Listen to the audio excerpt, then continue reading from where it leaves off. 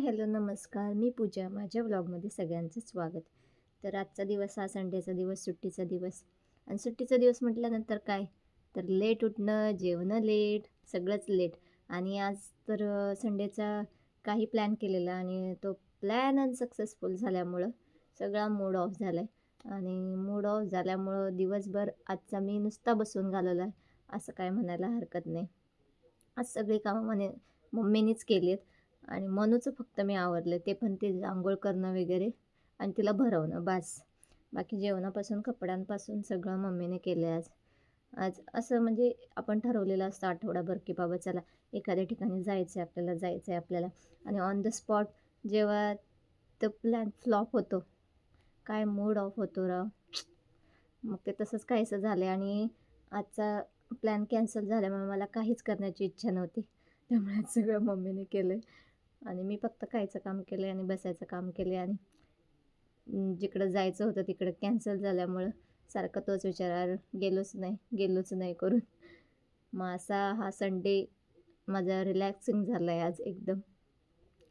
तर काय संडेचं काय विशेष असं काहीच नाही. आज निवांतच नुसता निवांत. माझ्या व्हिडिओमध्ये तुम्हाला हे मागे कपडे दिसत असतील तर ते मनूचे कपडे आहेत. कारण की अ, अ, घराला घराला गॅलरी नसल्यामुळं काय होतं आहे, कपडे वाळत टाकण्याचा प्रॉब्लेम होतो आहे. बाहेर आहे थोडीशी जागा, पण तेवढी जागा कमी पडते म्हणजे कपडे वाळत टाकायला. तिथे आम्ही मोठ्यांचे कपडे टाकतो आणि जे बाळ आहेत आमचे, सक्षम आणि मनू आहे, दोघं जण, त्यांचे आम्ही आतमध्येच कपडे टाकतो. स्टँड आहे पण बेडरूम छोटी असल्यामुळं ते खूप जागा कव्हर करतं. त्यामुळे अशी ही रस्सी बांधलेली आहे आम्ही आणि त्याच्यावरतीच आम्ही लहान पोरांचे आमचे कपडे वाळत टाकतो. त्यामुळे ते व्हिडिओमध्ये दिसत असेल तुम्हाला मे बी. आणि होप तुम्ही ते इग्नोर कराल. माझ्या पाठीमागे काय लटकत राहिलं वगैरे असं विचार करत असाल तर.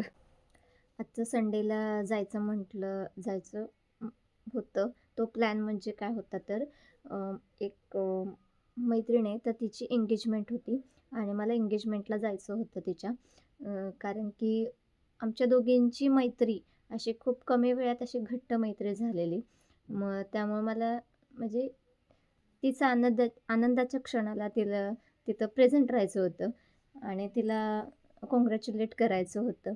त्यामुळे मला तिथे जायचं होतं. कारण की तिने म्हणजे माझ्या प्रेग्नन्सीच्या काळामध्ये ॲक्च्युली तिने खूप माझी काळजी घेतली होती. मी आणि माझे मिस्टर आम्ही दोघंजणच राहायचो. मग कसं कधीतरी असं काहीतरी खाऊसं वगैरे वाटलं, तर असं तिला असं कधीच झालं नाही की तिने मला बनवून आणलं नाही किंवा काय. तर प्रत्येक क्षणाला तिने मला असं फोन केलेला की बाबा तुला काय खाऊसं वाटते किंवा काय नाही. ॲक्च्युली तिला मी न सांगताच ती करून आणायची.